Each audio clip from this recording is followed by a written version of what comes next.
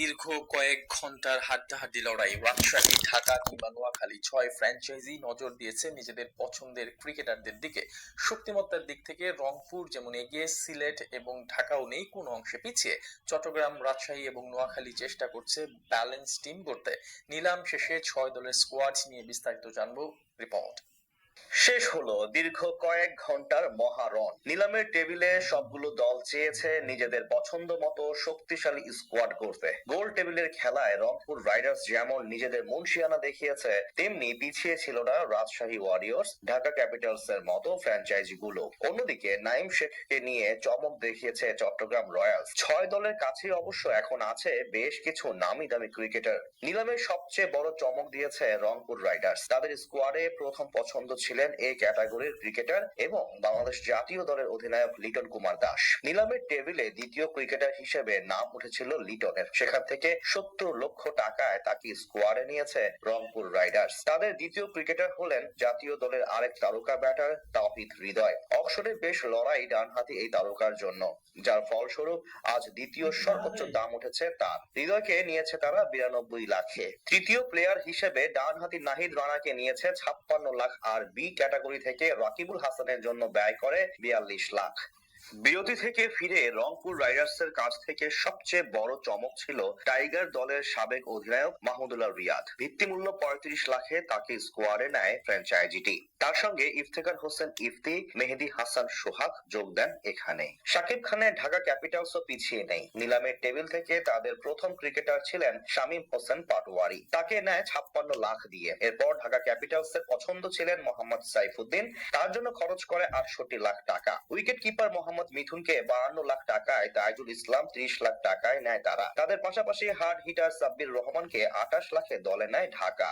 বিরতি থেকে ফিরে নাসির হোসেন, তরুণ দুই তারকা আব্দুল আল মামুন ও মারুফ মৃধা, মইনুল ইসলাম এবং জায়দুল্লাহকে অন্তর্ভুক্ত করে ঢাকা ক্যাপিটালস। সিলেটে খেলবেন জাতীয় দলের ওপেনার পারভেজ হোসেন ইমন, তাকে নেয় ৩৫ লাখ টাকা দিয়ে। ঘরের ছেলে সৈয়দ খালেদ আহমেদের জন্য ব্যয় করেছে ৪৭ লাখ টাকা। আফিফ হোসেন ধ্রুব ও রনি তালুকদারের জন্য ব্যয় করেছে ২২ লক্ষ টাকা করে। এছাড়া জাকির হাসান, রুয়েল মিয়ারা খেলবেন সিলেট টাইটান্সে। এছাড়া আরিফুল ইসলাম ইথুন, জাতীয় দলের পেসার ইবাদত হোসেন, শহীদুল ইসলাম, তৌফিক খান তুষার এবং সর্বশেষ মুমিনুল হককে দেশীয় কোটায় স্কোয়াডে নেয় সিলেট।